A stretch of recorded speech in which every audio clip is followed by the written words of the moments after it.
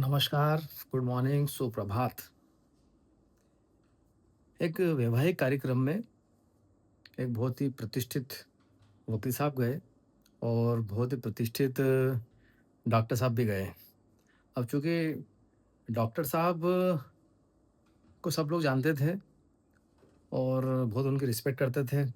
उनके बहुत सारे लोग परिचित थे, बहुत सारे लोग उनको पहचानते थे। उस पार्टी में डॉक्टर साहब को जो देख रहा था, नमस्कार कर रहा था। वकील साहब से भी नमस्कार कर रहा था, मिल रहा था, ठीक है। डॉक्टर साहब के पास कई लोग ऐसे आए, डॉक्टर साहब ये मुझे इतने दिन से प्रॉब्लम हो रही है और ऐसा हो रहा है, वैसा हो रहा है। प्रॉब्लम शारीरिक कोई परेशानी है, उसको लेके डॉक्टर साहब पास लोग आने लगे। पार्टी चल रही थी, डॉक्टर साहब और वकील साहब की मुलाकात हुई। फिर डॉक्टर साहब ने अपनी परेशानी बताई वकील साहब को।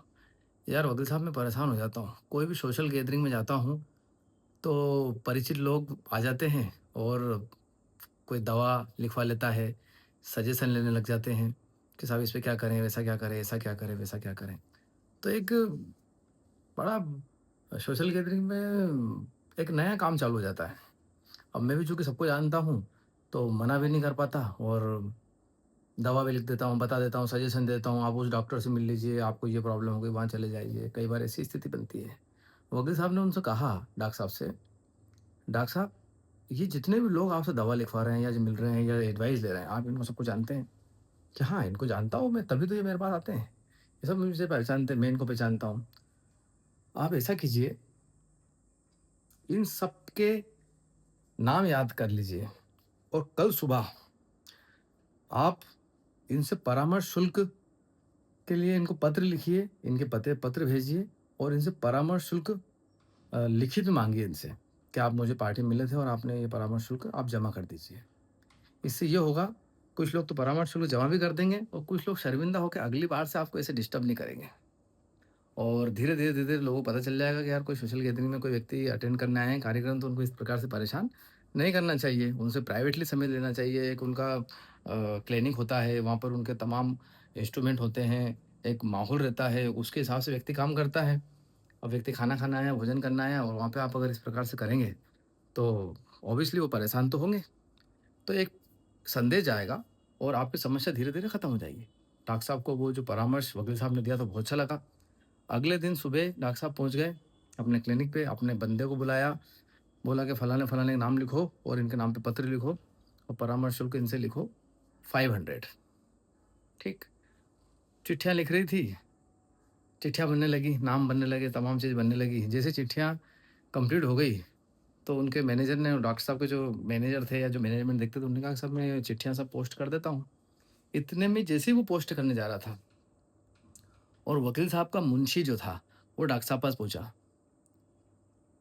कि सर आपके पास डॉक्टर साहब वकील साहब ने भेजा है और अ, तो पूछा डॉक्टर साहब ने कि क्या हो गया? वकील साहब कैसे हैं? क्यों भेजा उन्होंने? क्या है, क्या नहीं है? बोला साहब वो रात को जो उन्हें उन्होंने आपको परामर्श दिया था, उसका बिल भेजा है वकील साहब ने, ₹5000 का।